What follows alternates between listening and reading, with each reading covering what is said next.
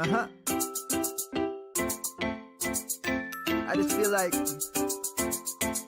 I've been around the block, ripping up fantasy stock, working around the clock. Look at the view from the top. Researching rookies a lot? No, I just be listening to pods, yeah. One in particular, I'm just a messenger, let me just pass on the rock.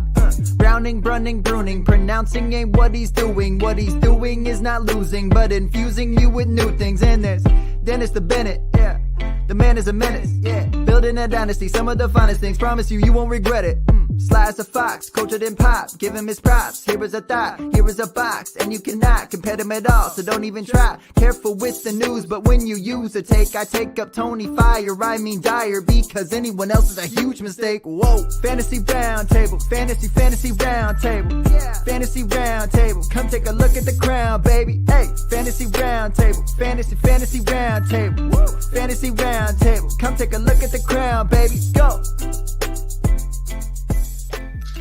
What is going on, everybody, and welcome to another episode of the Fantasy Football Roundtable Podcast. It is Wednesday,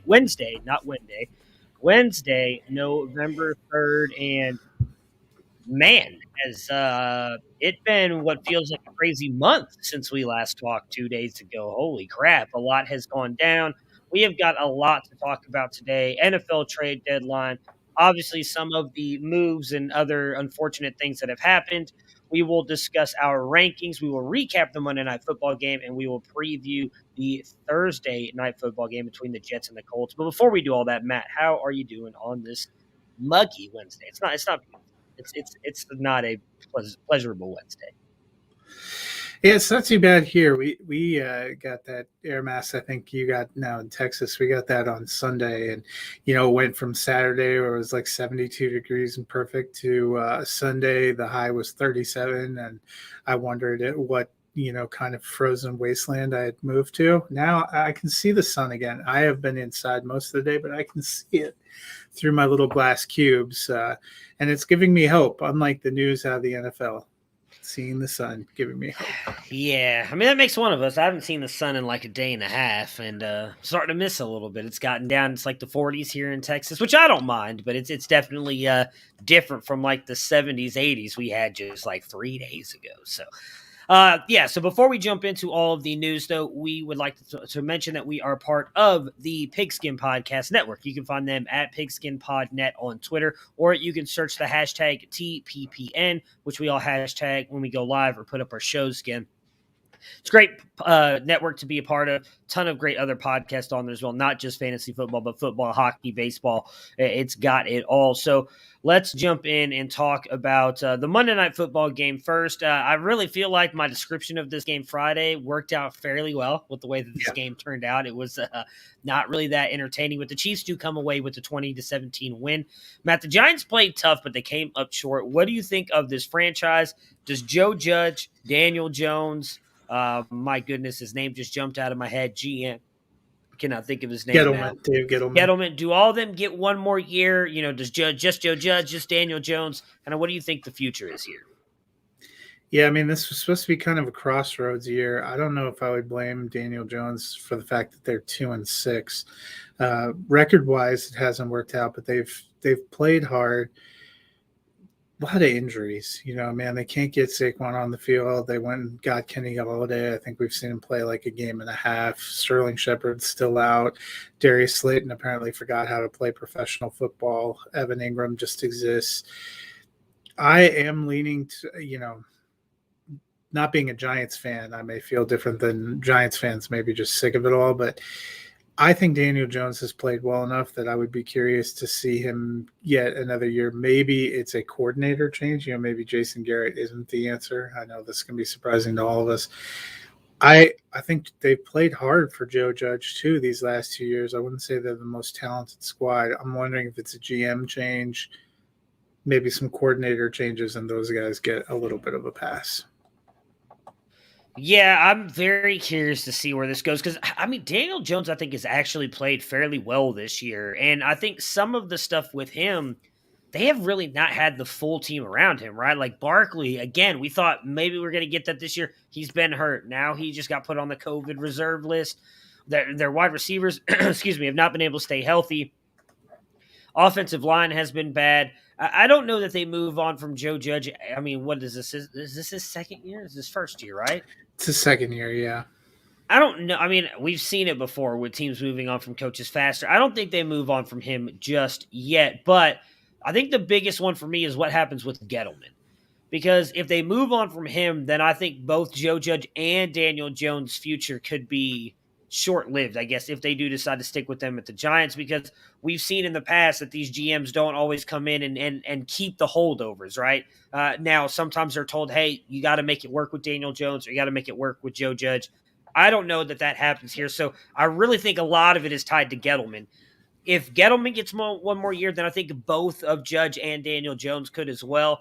But I wouldn't be surprised if they move on from all three in the offseason just because it's been another disappointing year. And I think the Giants, I got swept up in a little bit. I still think Daniel Jones is good. He's not horrible like a lot of people make him out to be, but a lot of people got swept up in them possibly contending for the East this year. That's not going to happen. And even as bad as realistically the East has been, like, it's just Dallas.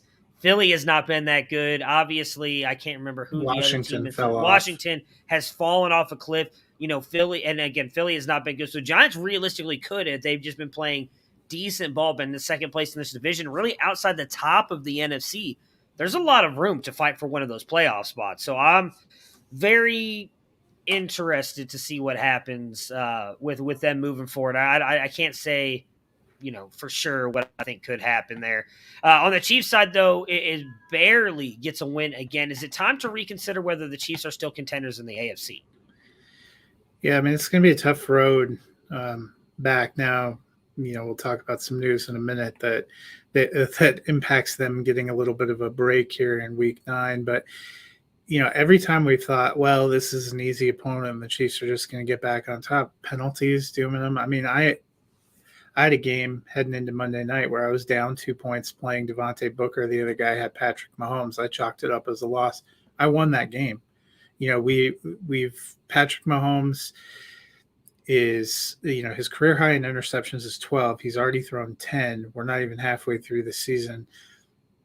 His touchdowns have come down. Their offense doesn't look like it's gelling really well, which makes me, I don't know about you, I was kind of interested, given that their offensive line play, that they traded an offensive lineman for a tight end at the trade deadline. Didn't make sense to me either.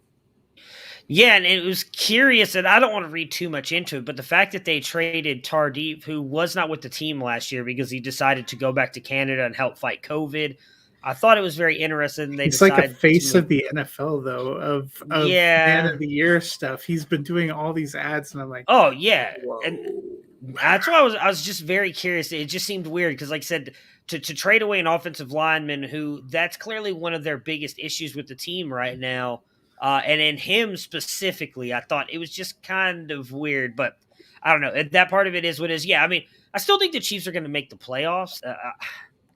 Because of how good I think Patrick Mahomes and the other star players are on that offense, but they're clearly, I mean, we've been talking about this for weeks, right? They're not the Chiefs that they used to be, I guess is the way to put it. I don't know that you can count on Patrick Mahomes to go out there and, throw 4 touchdowns a week and lead teams back. I think if someone starts scoring more points on them, the Chiefs might be done. I don't know that they can play keep up anymore like they could in the past. And maybe some of this too is a little bit of what Tampa Bay showed us and how you could beat them in the Super Bowl, because nobody else seemed to do it. And then Tampa Bay does it. And all of a sudden this team is looking very, very beatable right now. All right. News and notes. Let's start with the worst one of all of this. Henry Ruggs III. I mean, everybody's been talking about it. If you guys, I can't imagine you haven't seen or heard about this story at this point. He gets into a horrible accident that claims the life of a young woman and apparently her dog that was just released here about 30 minutes ago. Due to him, he was going 156 miles an hour on a highway, impaired or intoxicated. Not even on a highway. He was on a street right behind the casinos, which makes it almost more shocking to believe that he got up to that speed. When he unfortunately crashed into the back of the woman's car, he was going at least 127, I believe is what the cops have said now. He also had a loaded gun with him. Again, I'll just make a quick thing here on Ruggs, and we can move on from it because I don't think he's worth talking about at this point. I don't mean to be insensitive, but he took the life of a young woman by being, if I'm being honest, an idiot. And I don't think it's fair that we continue to talk about Ruggs and what that means. You know,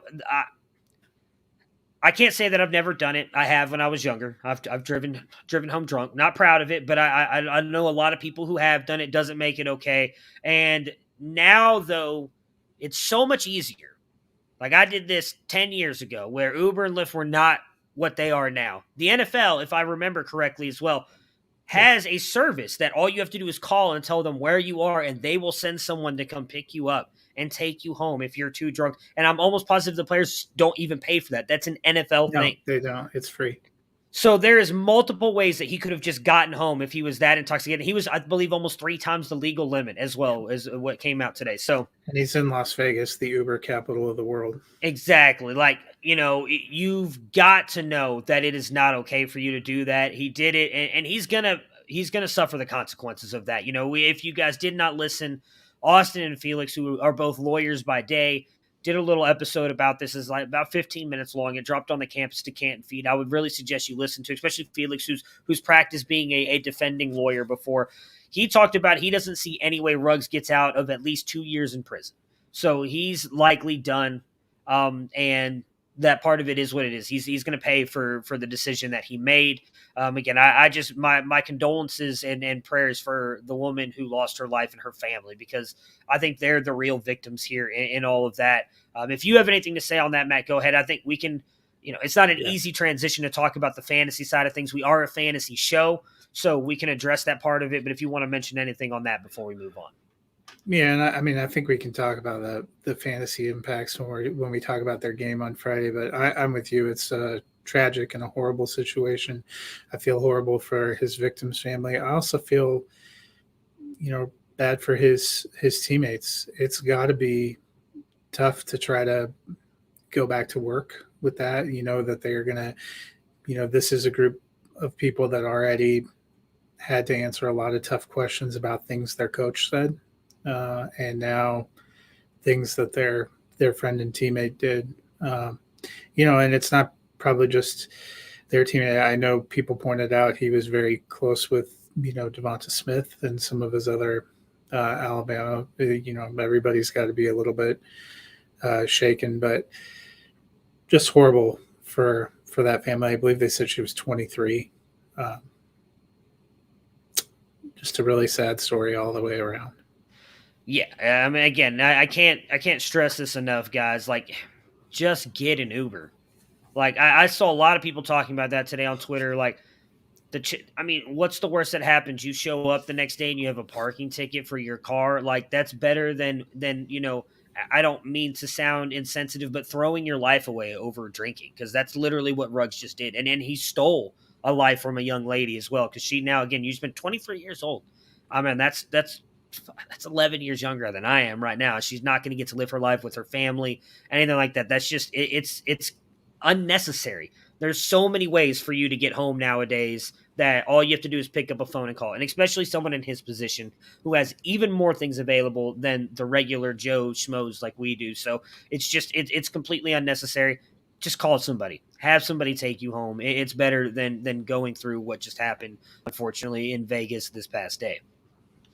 All right, let's, again, no real easy way to transition from that, but let's go ahead and talk about Michael Thomas, who news came out today that he has a new ankle injury and is out for 2021. I mean, his future has got to be just clouded in mystery right now. I mean, I will give Sean Payton a lot of credit. He seems to just not bash Michael Thomas at all, seems to always kind of have his back whenever he talks in the media, but I would imagine there may be a realistic shot he's not with the Saints much longer after this. Yeah, things weren't good between him and the organization before. I think there's a reasonable chance that he's played his last down for the Saints. I think, obviously for redraft 2021, drop him, no worries. We also focus on Dynasty. This is a meteoric fall for a guy who is pretty well regarded as consensus number one Dynasty receiver heading into the 2020 season. This is now 2 lost years. don't know all of what's gone on with him off the field, health questions.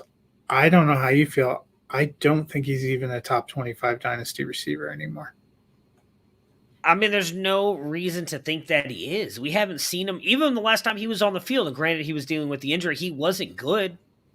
I don't think it was all Drew Brees, so I don't want to put it on that. But clearly, those two had a great chemistry. You know, we had hopes with what Jameis Winston could do at quarterback that he would rebound. But yeah, at this point, we don't know when we're going to see him. I believe the Saints can get it out of his contract in 2022.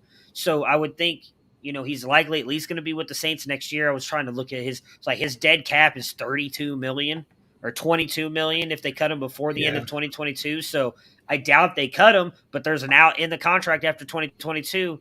The Saints might take that at this point. So I'm with you. There's just so many good young receivers who, again, you can't predict health, but we talk about it all the time. Everybody talks about it. Right? Availability is the best, what's the word? I can't ability. remember. Yeah, is the best ability. He has not shown that in almost 2 years now. So I'm with you. I think, unfortunately, I don't even know if you can move him in a dynasty league because you're not going to get you're not even going to get a first round pick back for him unless you can find just the highest Thomas truther that thinks he's going to come back and be that. It's kind of, unfortunately, nobody's going to want to hear this, but it's like Le'Veon Bell in 2017. You sort of have to hold and hope, either that he can play in 2022 and shows out something or gets traded somewhere and gives some hope. But I absolutely would not trade him if I have him right now because you're not going to get anything back. Yeah. I mean, so let me ask you, if there is someone in your league who's if they offered you a first, would you take that? 2022 first? Either 2022, 2023. 2023, I'd probably take, seems like from what I've gleaned, that class a little bit better. I don't know. 2022 first, I might roll the dice and hope Michael Thomas comes back. I got you. I think that 2022 class, I mentioned it on Twitter the other day. It's a little bit better than I, myself included, kind of gave it credit for. So, but yeah, it's one of those things where you're not going to get, you may not even get 50 cents on the dollar right now for Michael Thomas because he has not been on the field for 2 years. Another interesting situation here. Nothing 100% has been reported, but OBJ is likely done with the Cleveland Browns. A lot of drama yesterday with all started. Did you see any of this, by the way? I followed the whole I heard thing, about his father. Yeah. So what's funny about that, right, is his father posted that video and started talking crap because he was following a Baker Mayfield fan account and he thought it was the actual Baker Mayfield talking crap about Odell. So he posts that and goes all in on all this stuff on an account that was not the actual Baker Mayfield that started this whole thing. Obviously, it's escalated from there. I was actually just watching, waiting to pick my kids up. Baker was just doing some press conferences. Apparently, he hasn't spoken to Odell. Neither has Kevin Stefanski. It seems like it's just his representatives talking to Andrew Berry. Stefanski made a statement, I believe, in his press conference or told the team that as of now, Odell is no longer with the team. That to me says he's not coming back this year and he's likely going to get cut, which is a big thing. I mean, the Browns are about to eat, I think it's $8 million the rest of this year. Now, they could have got out of him at the end of this year for free. I've talked a lot about that because they can also do the same with Jarvis, and I was very curious to see what they would do at the wide receiver position. I've stated all along that I thought they would hold on to Jarvis and Odell was likely going to be the one to go. Didn't think it was going to happen mid-season. So, see, my feeling is if I'm Cleveland, I just make him a healthy scratch. So there are a lot of rumors that that's what they're going to do. Am give him the Deshaun Watson treatment. I just think you let him go. I mean, you're eating the $8 million either way, right? But if you think you still can work yourself back into the playoffs, you don't want him to get taken by a team that's blocking your path. True, but I also think, and I don't know that Jarvis is a professional, so I don't know that he would, but I think those two being best friends, you're putting some animosity there, and I think that's not going to be the only guy on the team that likes him, right? That's not the only person on the team that likes Odell. I'm sure he's got other friends in the locker room. I think you can create a bigger locker room issue because while I get it, what you're saying with the competitive side, you're also in a way screwing Odell for realistically no reason. I mean, because let's be honest, I know a lot of people blame him and a lot of people blame Baker. Not It no is not reason. just on them that this. Well, what's the reason? I mean, you have a contract for him to play. Yeah. I know he's not responsible for his parents, but that certainly feels like the kind of thing you do to make a spectacle to force somebody's hand. I honestly, if it's me, no chance I'm outright releasing him because no. See, I don't know. Parents are parents. As someone who has kids, I've never done anything like that, obviously, but like I could see getting upset and trying to like help my son again because his father felt attacked by the fan account. It was not the actual Baker Mayfield, which is on the father for doing that to begin with. But I don't know. I just think I believe in good and bad karma, and I don't see the point in holding him. It doesn't help you in any way. In my opinion, it just makes you look petty in holding him because again, he didn't say anything. Now, granted, he didn't come out and not and defend Baker or anything, but it's also hard to speak out against your parents, right or wrong. I think he hasn't. I do not like the fact that he hasn't spoken to Stefanski or Baker. I think you got to be an adult about the situation, whether you agree with what your father said or not. You call them, you say, "Hey, look, that was my dad," and even if you did, like, I kind of agree with what he said. I believe it was Emmanuel Acho pointed out some stuff yesterday about this that he thinks it's more Stefanski that's to blame, and I don't disagree with him. If you look at what happened to Thielen and Diggs before Stefanski took over play calling in Minnesota, so then what happened after, you can see the exact same correlation with Odell and how his targets and stats and everything have dropped. So I think a lot of it is based on Stefanski's offense, and I can understand why Odell is frustrated with that because he, right or wrong, probably still believes he's one of the best wide receivers in the NFL.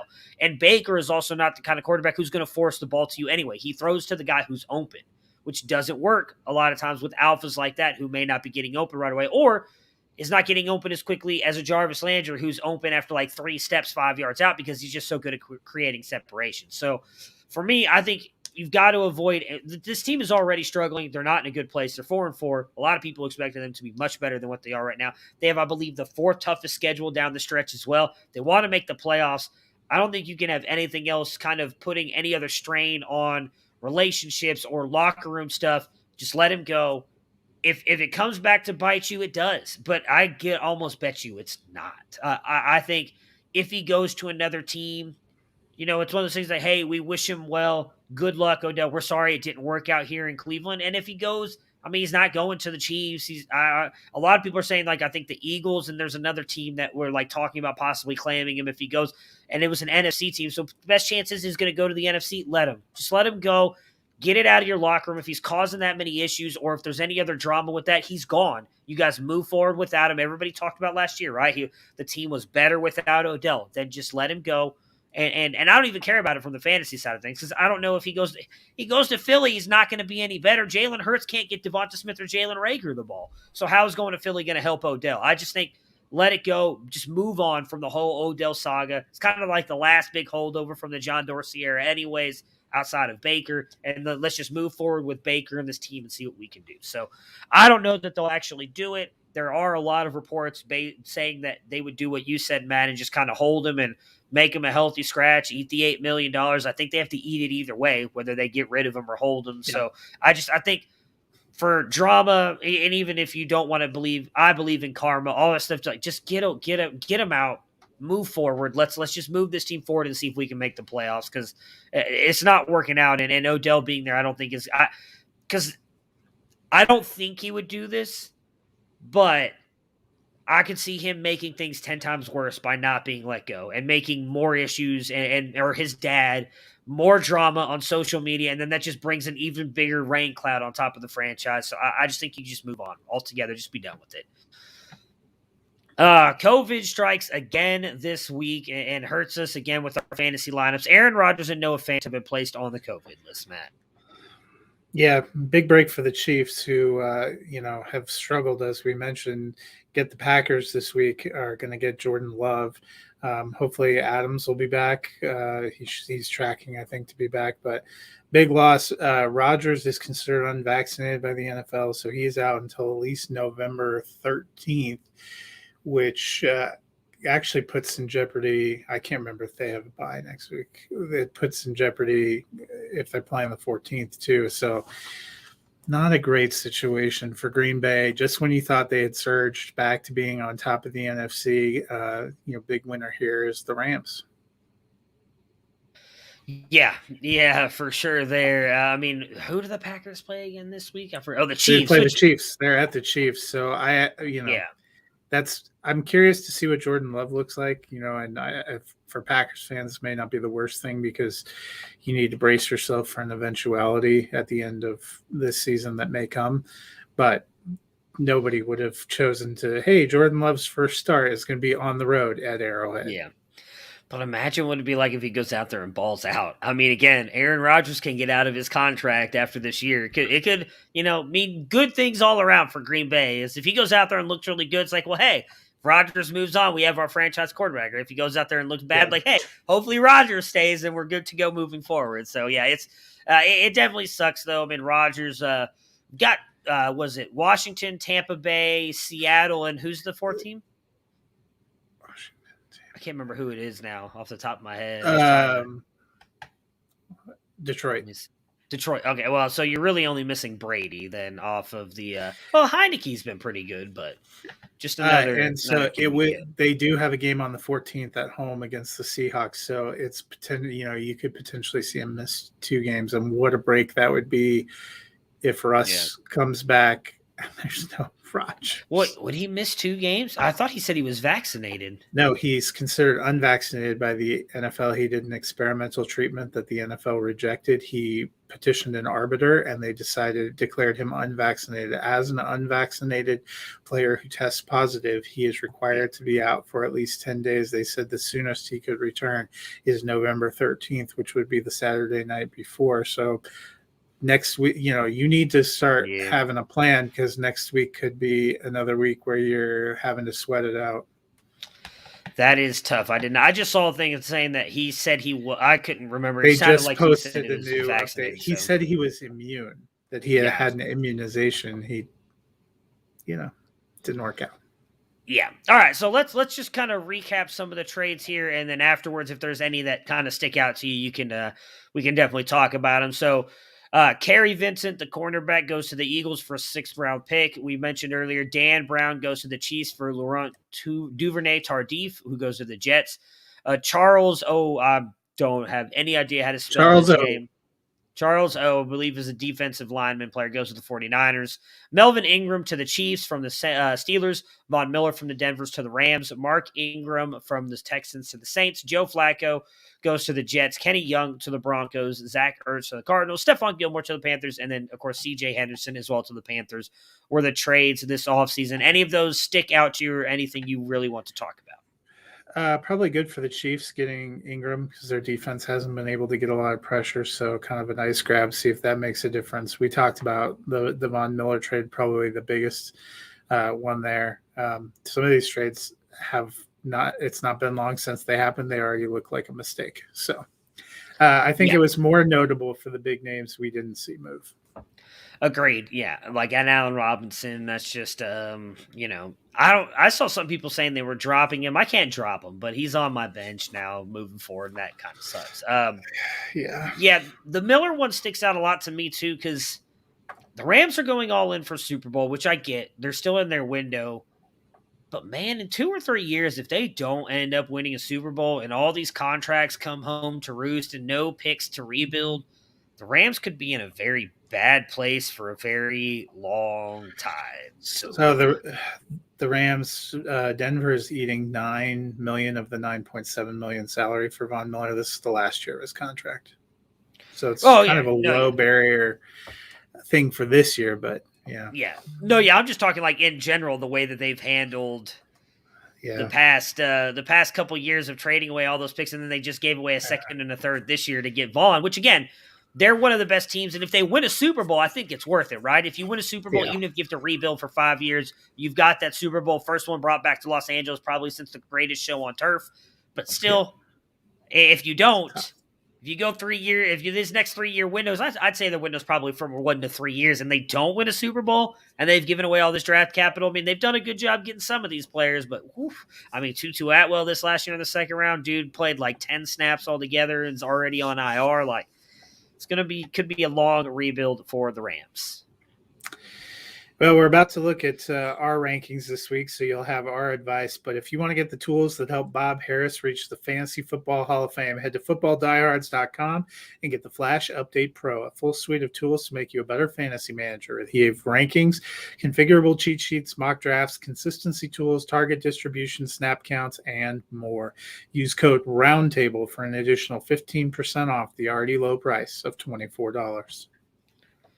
All right, so let's talk about our rankings. Duh, I don't know why I was confused there for a minute. All right, as per usual, we will talk about our top 12 at each position. I'll let you kick it off here, Matt, with quarterback. All right. So 12, Kirk Cousins, Vikings, hopefully a little bit better game than he had on Sunday night. 11, Ryan Tannehill for the Titans. They're going to have to throw. 10, Joe Burrow for the Bengals. I still like his talent, even in a matchup that might be tougher. 9 for me, Derek Carr for the Raiders. It's been a tough week, but I still like what he's done this season, and they're playing the Giants. Number 8, Jalen Hurts for the Eagles. 7, Kyler Murray for the Cardinals. I'm a little bit worried, about the ankle, but he's trying to play, and I think if he plays, you have to start him. 6, Justin Herbert for the Chargers, hoping for a bounce back. 5, Patrick Mahomes for the Chiefs, same. Number 4, Dak Prescott for the Cowboys. I have seen Denver's defense a lot. It does not scare me. Number 3, Matt Stafford for the Rams. 2, Lamar Jackson for the Ravens. And number 1, Josh Allen for the Buffalo Bills, who gets gifted the Jacksonville Jaguars. Yeah, that's definitely a great matchup for him. All right, so for me at 12, I have Kirk Cousins. I believe you had him as 12 as well, right? Yeah. So we both have Kirk Cousins here at 12, going up against Baltimore. At 11, I have Derek Carr. At 10, I have Kyler Murray going up against San Francisco. 9, Jalen Hurts. At 8, I have Ryan Tannehill. At 7, I have Justin Herbert. 6, Joe Burrow. 5, Dak Prescott. 4, Patrick Mahomes. 3, Lamar Jackson. 2, Matt Stafford. And then number 1 for me as well is Josh Allen.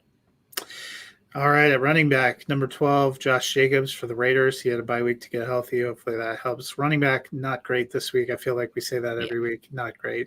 Number 11, Darrell Henderson for the Rams. Number 10, Michael Carter for the Jets. He was RB2 last week. I think he's on there. Number 9, Nick Chubb for the Browns.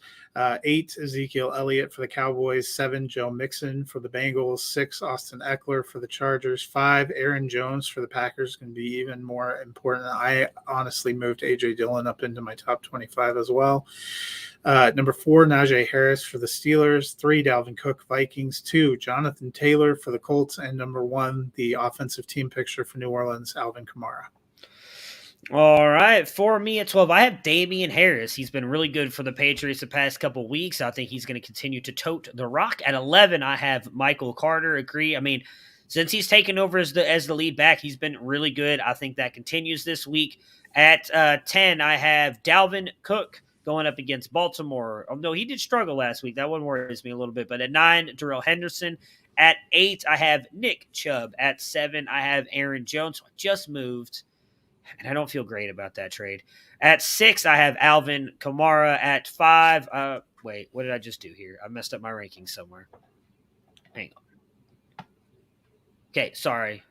What did I do? I'm sorry. So at 8, I have Joe Mixon. 7, I have Alvin Kamara. 6, I have Nick Chubb. 5, I have Aaron Jones. I missorted that for some reason.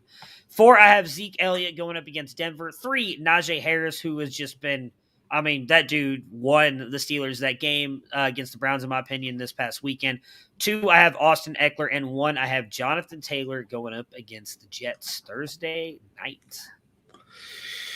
So, speaking of the Colts, at 12 at receiver, Michael Pittman for the Colts. I had Devontae Adams in the top 12. I will be honest, I dropped him to 13 when Rodgers went out because I don't trust it. 11, Amari Cooper for the Cowboys. 10, CeeDee Lamb for the Cowboys. 9, Deontay Johnson for the Steelers. 8, Keenan Allen, Chargers. 7, Deebo Samuel, who has been incredible for the 49ers. Justin Jefferson for the Vikings at 6. Jamar Chase for the Bengals at 5. I think he'll bounce back after a soft week. Number 4, Stephon Diggs for the Bills. 3, A.J. Brown for the Titans. I think he is going to be the focal point for the Titans from here on out. Number 2, Tyreek Hill for the Chiefs. And number 1, Little Cooper Kupp.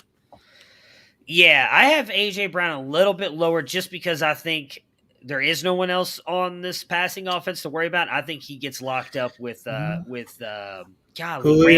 this week. Julio is at least back practicing. Yeah, I'm not worried about it. I think Brown's the guy. I think he's still going to get. I have him at 12. That's why I was like, I think he's probably going to be top 5 for me the rest of the season. But I think he gets a lot of Ramsey this week. So at 11, I have Michael Pittman. At 10, I have Brandon Cooks. That Miami team has been bad, and he's at least been good. Sucked to see that he didn't get moved as well with as good as he's been. At 9, I have Justin Jefferson. At 8, I have Robert Woods. At 7, I have Stephon Diggs. At 5, I have Marquise Hollywood. I'm sorry, at 6, I have Marquise Hollywood Brown. At 5, Deebo Samuel. 4, Deontay Johnson. 3, Tyreek Hill. 2, and I hope I'm wrong on this because I'm playing him in a lot of leagues this week, but Jamar Chase against the Browns. And then number 1 is Cooper Kupp for me as well. Trying that reverse jinx again. Man, I hope I'm playing him in a big. The dude I'm playing has Cooper Kupp and Jamar Chase, and I'm just like, that's what I'm saying because I need a win this week in a major way. And I'm like, can just one of you fall short? I know both of you won't. Just need one of you.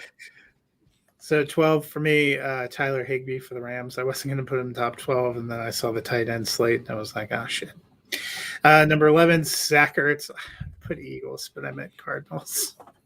Old habits die hard. Number 10, Dan Arnold for the Jaguars. Jaguars suck, but he's getting tons of targets. Number 9, Hunter Henry for the Patriots. Number 8, Dalton Schultz for the Cowboys. 7, Kyle Pitts for the Falcons. Little bit worried that without Calvin Ridley, Pitts is just getting hammered with coverages. Yeah, I dropped him a lot of mine too. Number 6, Dallas Goedert for the Eagles. Number 5, Mike Gesicki for the Dolphins. Number 4, looks like he might play George Kittle for the 49ers. Number 3, Darren Waller for the Raiders. Number 2, Mark Andrews for the Ravens. Number 1, Travis Kelce. All right, yeah, so I did not rank Kittle because I wasn't sure if he was going to play or not. So at 12, I have Hunter Henry. At 11, I have Dan Arnold. At 10, I have CJ Uzoma. At 9, Evan Ingram. I'm still, he scored last week. Yes, and it actually, I think you got him into the top 12 with you. I know, and I'm going to keep him there. I think he scores again, and he's been all right. At 8, I have Mo Alley Cox. At 7, I have Kyle Pitts. 6, Mike Gesicki. 5, Darren Waller. Hoping he bounces back, and with obviously on the unfortunate news, I think he could become a much bigger targeted player now, or become what he was last year. 4, Dalton Schultz. 3, Dallas Goedert. 2, Mark Andrews, and then number 1, Travis Kelce. I probably would put Kittle at about 5 and just move everybody down if he plays, but I wasn't sure if he was going to, so I did not rank him this week. I hope he comes back. I could use him. On behalf of my Scott Fishbowl team, I'm feeling hopeful. On behalf of your Scott Fishbowl team, I'm feeling hopeful. I don't have the big thing to remember is if he gets activated, you gotta go remember to put him back into your Scott Fishbowl. Yeah, that is for sure.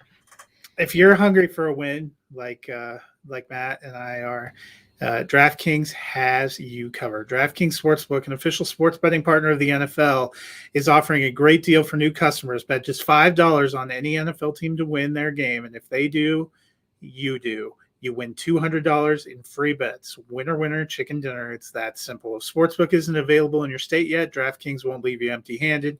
Everyone can play for huge cash prizes all season long with DraftKings daily fantasy contests. And DraftKings is giving new customers a free shot at millions of dollars in total prizes with their first deposit. So what are you waiting for?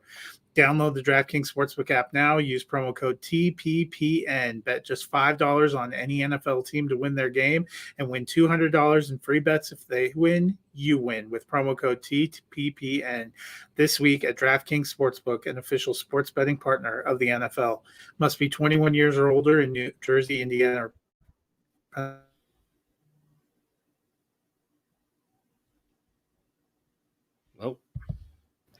See DraftKings.com/sportsbook for details. And if you have a gambling problem, call 1-800-GAMBLER. All right, so let's talk I about guess I that got too Thursday night excited about football that game. DraftKings read.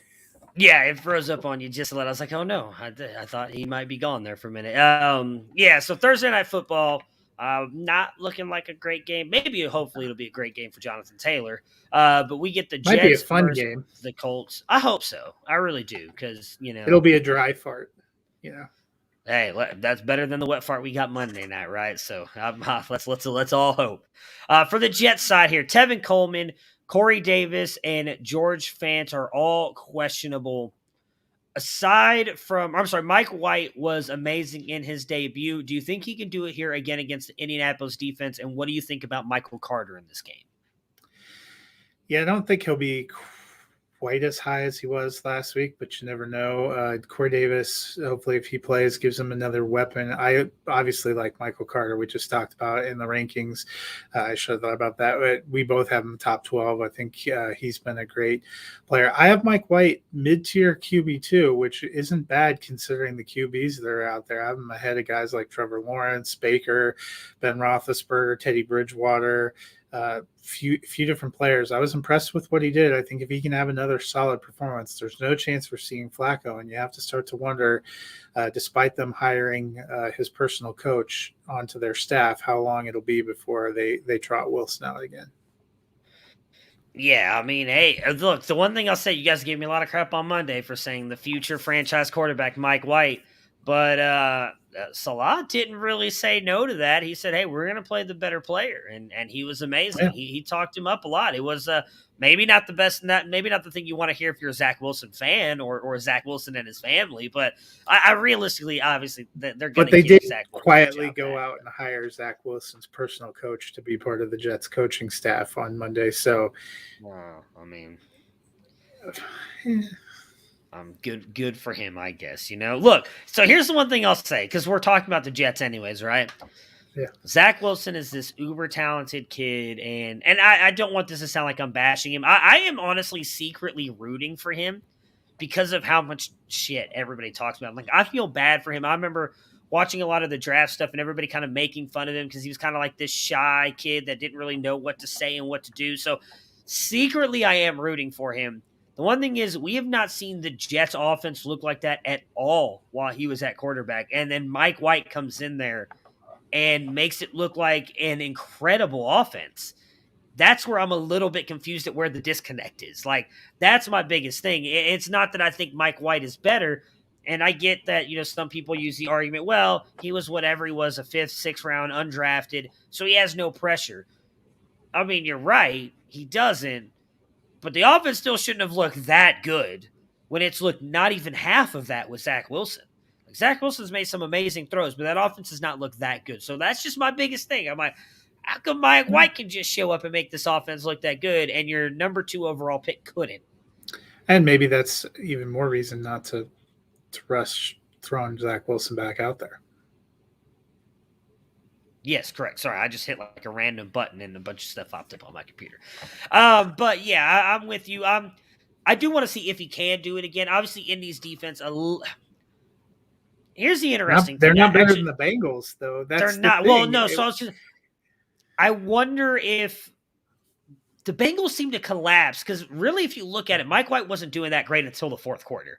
So I don't know what happened. A questionable call in there. The other thing I would say is the Colts have to be pretty much a desperate team, where the Bengals came in. It was probably a trap game for the Bengals. It's not going to be a trap for Indianapolis. Yeah, but guys like Darius, the biggest thing is this secondary is not good for the Colts. But you got Darius Leonard, you got that front line. That is good for the Colts. So I could see them getting some pressure on Mike White. I'm curious to see how well he handles that. But Carter, I mean, we both had him in our top 10. He's going to be a play this week. I think he's going to be good, not only because of what he's done running the ball, but they also throw him the ball a lot as well. So I'm all in on Carter this week. I think he's got a good week ahead of him. For the Colts, T.Y. Hilton is out. Quentin Nelson is questionable. Aside from Pittman and Taylor, do you feel comfortable starting any of the other Colts players? Yeah, I've Wentz about QB 15, I believe. I have him at a high end QB 2. He wouldn't be a bad super flex option to me. One quarterback league, unless you have no other options, or he was like your backup to Rodgers and probably not toting him out there. But super flex, I'm not as confident in Mo Alley Cox as you, and I have Nyheim Hines hits or misses at random, as does Pascal. It's really Taylor and Pittman that I feel rock solid on. Yeah, Cox is just because he keeps doing it, and I don't really know Oh, what else to say. tight end is a garbage position. So, I mean, a Exactly, and I mean touchdown and you're there. so that's my point. That's why I'm kind of in on him because I was trying to pull it up what he's done the past couple weeks. So, I mean, 17, 6, 9, and 10, and I mean that's he's finishing in the top 12 because of that. And again, it's the touchdowns, yeah, for sure. Like that's a big part of it.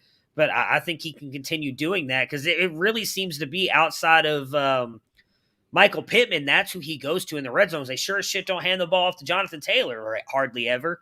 I mean, we saw him go. What was it? I don't know if it was you who tweeted it out or somebody, but they got into the red zone on like the 2 yard line and they ran 4 passing plays and they have Jonathan Taylor right there and they failed to convert. So I don't know what it is. He really does not seem to like really just not does not seem to like Jonathan Taylor for some reason. So I think as long as they refuse to use him, Mo Alley Cox could be a red zone threat. And if he gets you that touchdown, it's immediate return on value. So that's why I'm all in on him. And I think he can get a touchdown again this week because the Jets secondary is good. And I expect them to kind of focus all their attention on Pittman, which then could allow Mo Alley Cox to get possibly a touchdown on Thursday night.